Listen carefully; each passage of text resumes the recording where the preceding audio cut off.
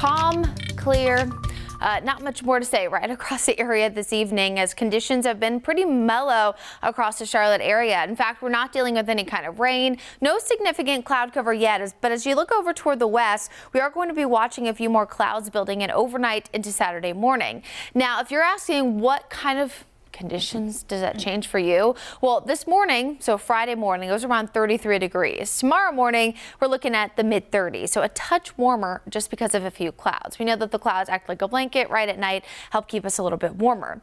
Tomorrow afternoon, those clouds are going to have an implication on the forecast. One, it's not going to be quite as warm as we were on Friday, and of course, with the clouds at times, won't feel as sunny, as warm if you're heading out and about. There is going to be a stray shower potential across the Piedmont, but this will primarily be for areas north of Charlotte, and Sunday kind of looks to be a little bit more of a mess in terms of more opportunities for rain. Also, more opportunities for snow too across parts of the mountain. So let's get right to it. I think precipitation is going to be a big player in making plans for this weekend. So tomorrow morning, we're actually going to start to see an opportunity for a few spotty showers up toward the mountains that eventually will change over to snow. That will happen as early as the latter half of the morning. Now notice a stray shower, and I mean a stray shower, probably less than 20% across the Piedmont. This will be primarily up toward the mountains, at least on Saturday. Then Sunday is kind of a different story. We actually see two distinct opportunities for rain. The first comes in as we head through the morning hours. I do think we'll get a midday lull in that moisture. You can see that there by about the 10 o'clock, 11 o'clock lunchtime time frame. But then our second round of showers rolls in by the evening hours, and you can see that'll last pretty much off and on until about midnight. So I would say about 6 a.m. to 10 a.m. on Sunday, we get that midday break, and then probably 6 p.m. to closer to midnight Sunday evening into Monday morning. All that rain will wrap up by Monday. So a little bit confusing. Just remember, of course, two things. You can always get the latest forecast from the WCNC weather team over on our mobile app that is updated by a human, not a computer. Of course, our local forecasters here.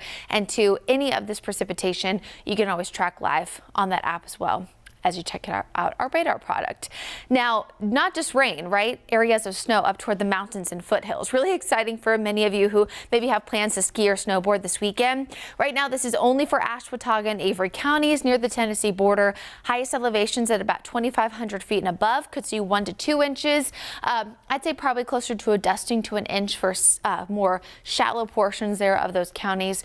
But it's still exciting nonetheless, as it's been a pretty warm week for those mountain areas.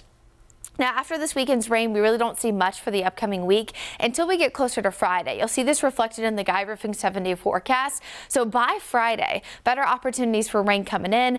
I'm keeping it conservative at about a 50-50 shot now, just because the rain could come in later or earlier. It is still a week away. But what we can tell you is that by Friday, we'll start to see those colder afternoons trending back into the forecast with a high of only 51. And as we look long range to next weekend, we could see high temperatures struggling to reach the upper 40s. So even with a few opportunities for rain this weekend, I'd still say get outside, try to enjoy it. Just have that umbrella handy just in case, because this warm air, at least warmer than normal, isn't sticking around forever. Oh boy.